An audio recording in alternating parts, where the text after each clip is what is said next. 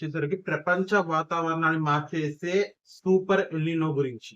ఈ ఈ దీని ప్రభావం ఎలా ఉంటదంటే చాలా దేశాల్లో కరువు, ఇంకొన్ని దేశాల్లో సైక్లోన్ అంటారు కదా! వరదలు, ఇంకొన్ని దేశాల్లో వచ్చేసరికి బగ మండే ఎండలు. వీటి వల్ల దేశానికి గాని, మన ప్రపంచానికి గాని చాలా నష్టమైతే జరగబోతుంది. వీడియో కంటిన్యూ చేసే ముందు స్మాల్ రిక్వెస్ట్ ఉంది. వీడియో చూస్తున్నారు కాబట్టి ఎవరు సబ్స్క్రైబ్ చేసుకోవట్లేదు. Please do subscribe. మీరు సబ్స్క్రైబ్ చేస్తే అది మాకు ఒక శ్రీరామ రక్ష అనమాట అది మాకు.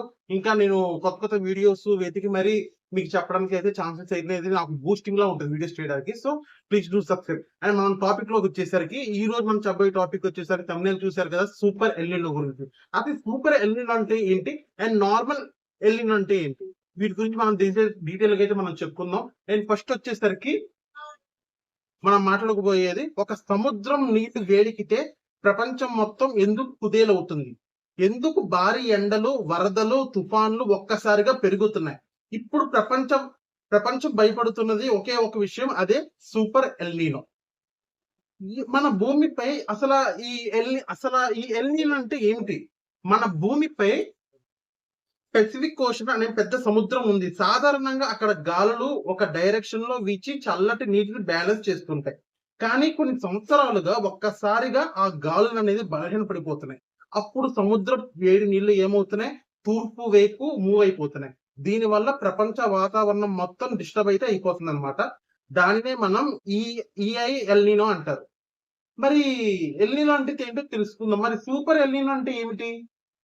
అయితే ఆ సూపర్ ఎల్నినో అంటే ఏంటంటే, సముద్రపు టెంపరేచర్ సాధారణం కంటే 2 డిగ్రీ సెంటీగ్రేడ్ పెరిగితే దాన్ని మనం సూపర్ ఎల్నినో అంటారు. దీని వల్ల చాలా మందికి ఎఫెక్ట్ ఏంటంటే, ఎంతో మందికి ఎండలు గాని, వాతావరణ మార్పులు గాని ఇవన్నీ మనకి వస్తూ ఉంటాయి. దీని వల్ల ఇది చాలా రేర్ అనమాట. ఇది ఎప్పుడు వచ్చిందంటే 1982, 1997 అండ్ 2015. ఇప్పుడు 2026, 2027 ఉంటుంది అంటున్నారు సూపర్ ఎల్నినో. ఇది వాతావరణం అనేది చాలా అంటే చాలా నాశనం చేసేస్తుంది. ఇప్పుడు మనకి ఎండాకాలం కదా, ఎండాకాలంలో మనకి మే నెలలో మనకు వర్షం అనేది పడాలి. ఎక్కడైనా పడిందా? చాలా రేర్ అనమాట వర్షం పడటం ఈ సంవత్సరం మాత్రం. మనకి ఈ ఎండలో ఆల్మోస్ట్ మనకి సెప్టెంబర్ టు అక్టోబర్ వరకు ఉండబోతుంది. చాలా అంటే చాలా ప్రమాదం జరగబోతుంది.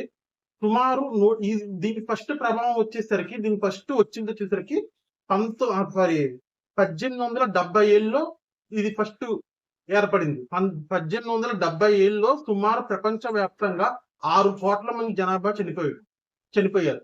మన భారతదేశంలోనే 80,000 మంది చనిపోయారు. తెలుసా? 6 కోట్ల మందిలో మన భారతదేశంలో 80,000 మంది దాకా చనిపోయారు. సో దీని తీవ్రత ఎలా ఉంటుందో ముందు మీకే అయితే తెలుస్తుంది అనమాట. దీని నుంచి ఎలా బయటపడాలనేది కూడా మనం వీడియోలో ఎక్కడ స్కిప్ చేసి వీడియోలో మొత్తం కంటిన్యూగా మనం చెప్పుకుందాం. ఓకేనా? తర్వాత వచ్చేసరికి దీని ప్రభావం ఎలా ఉంటుందంటే, ఒక ఎక్స్ట్రీమ్ హీట్ సూపర్ ఎల్నినో వస్తే ఎర్త్ అనేది చాలా టెంపరేచర్ చాలా ఒక్కసారిగా పెరిగిపోతుంది. హీట్ వేవ్స్ ఎక్కువైపోతాయి. మన ఇండియాలో కూడా రికార్డు స్థాయి ఎండలు పడే ఛాన్సెస్ ఉంది. భారీ వరదలు, కరువు. దీని వల్ల కొన్ని దేశాల్లో భారీ వర్షాలు, మరికొన్ని చోట్ల కరువు అనేది ఏర్పడుతుంది అనమాట. ముఖ్యంగా ఆస్ట్రేలియా, ఇండోనేషియా లాంటి ప్రాంతాల్లో వీటి ప్రభావం ఎక్కువ ఉండే అవకాశం ఉంది. అండ్ ముఖ్యంగా సౌత్ అమెరికాలో కూడా ఫ్లడ్స్ అనేది బీభత్సంగా పెరిగిపోతాయి. అండ్ తర్వాత రైతులకి, మన ఇండియాలో రైతులే మనం వెన్నుముక్క అంటారు. అలాంటి మనకి మాన్సూన్ వచ్చే ఛాన్సెస్ అనమాట. మాన్సూన్ వచ్చే ఛాన్సెస్ లో ఇలాంటి వాతావరణం అంటే కంపల్సరీగా మనకి నీళ్ళు అనేవి కొంచెం షార్టేజ్ అయితే అవుతాయి. నీళ్లు షార్టేజ్ అవుతాయి. అండ్ దీని ప్రభావం ఎలా ఉంటుందంటే, సైక్లోన్ గానీ లేదంటే డ్యామేజ్ గానీ, సైక్లోన్ వచ్చే అవకాశం ఎక్కువ ఉంటుంది. అండ్ ఫుడ్ ప్రైజెస్ కూడా చాలా పెరిగిపోయే అవకాశం అయితే చాలా ఎక్కువ ఉందన్నమాట. పసిఫిక్ ఓషన్ లో సైక్లోన్ ఎక్కువగా స్ట్రాంగ్ అయితే అయిపోతుంది. దీన్ని కొన్ని రీజన్స్ లో చాలా డేంజరస్ గా మారే ఛాన్సెస్ అయితే చాలా అంటే చాలా ఎక్కువ ఉన్నాయి అనమాట. అండ్ తర్వాత వచ్చేసరికి సైంటిస్ట్స్ అయితే భయపడుతున్నారు దీని గురించి. సైంటిస్ట్ ఏమంటున్నారంటే, క్లైమేట్ చేంజ్ ఆల్రెడీ ఎత్తుని వేడికిచ్చేస్తుంది, మన భూమిని వేడికిచ్చేస్తుంది అనమాట. దానినే సూపర్ ఎల్నినో అంటారు. 2026, 2027 ప్రపంచంలో హాటెస్ట్ ఇయర్ అనొచ్చని వాళ్ళే వార్నింగ్ అయితే మనకి ఇస్తున్నారు అనమాట. ఇండియాపై ప్రభావం పడుతుందా అంటే ఎస్, ఇండియాలో కూడా ప్రభావం పడుతుంది. అది ఏంటంటే హీట్ వేవ్ పెరిగే అవకాశం చాలా ఎక్కువ ఉంది. అండ్ తర్వాత వచ్చేసరికి వాటర్ షార్టేజ్ గానీ, మాన్సూన్ కొంచెం మన ఋతుపవనాలు ఉంటారు కదా, ఋతుపవనాలు కొంచెం వీక్ అయ్యే అవకాశం ఎక్కువ ఉంది. అండ్ కరెంట్ కట్స్ కూడా చాలా పెరిగే అవకాశం ఉంది. కామన్ పీపుల్ మీద చాలా భారం అయితే పడబోతుంది అనమాట. ఒక సముద్రం వేడెక్కితే ప్రపంచం మొత్తం ఎలా మారిపోతుందో ఈ సూపర్ ఎనిమో కూడా మనకి చూపిస్తుంది. నేను మీకు ఒకటే చెప్తాను. ఇది కేవలం ఒక క్లైమేట్ టాపిక్ గురించి మాట్లాడట్లేదు. మన ఫ్యూచర్ గురించి, మన ఫ్యూచర్ ఎలా ఉండబోతుంది అండ్ మన ఫ్యూచర్ మనకిస్తున్న వార్నింగ్ ఏంటి అనేది నేను మీకు ఎక్స్‌ప్లెయిన్ చేస్తానన్నమాట. అండ్ తర్వాతొచ్చేసరికి చెట్లు మనకి ఉన్న చెట్లు నరకొద్దు. ప్లీజ్ చేతులెత్తి నమస్కారం చేస్తున్నా. ఉన్న చెట్లని నరకొద్దు. కొత్త చెట్లు నాటండి. ఎగ్జాంపుల్ మనకిప్పుడు ఐపీఎల్ జరుగుతుంది ఈ టైంలో. ఐపీఎల్‌లో ఒక్కొక్క డాట్ బాల్‌కి ఒక్కొక్క మనం మొక్కలైతే నాటుతున్నారన్నమాట. మన మహారాష్ట్రనే గాని, అస్సాంలోనే గాని, మన వేరే చాలా చాలా రాష్ట్రాల్లో గాని, మన ఏపీలో గూడా గాని ఇలాంటి డాట్ బాల్స్ వల్ల ఒక్కొక్క మొక్క నాటుతున్నారు. దీనివల్ల మనకి ఫ్యూచర్‌లో మన ఫ్యూచర్ ఎదురుంగా మన పిల్లలు పుడతారు. మన పిల్లలకి మంచి భవిష్యత్తు ఇవ్వాలంటే ముందు మనం వాళ్ళకి మంచి అట్మాస్ఫియర్ అనేది ఇవ్వాలి. ఆ అట్మాస్ఫియర్ ఇవ్వాలి అంటే చెట్లనేది నాటాలి. ప్లీజ్ ఉన్న చెట్లు నరకొద్దు. దయచేసి వేడుకుంటున్నాను. చెట్లు నరికేసామంటే మన చెయ్యి మనమే నరుక్కున్నట్టే.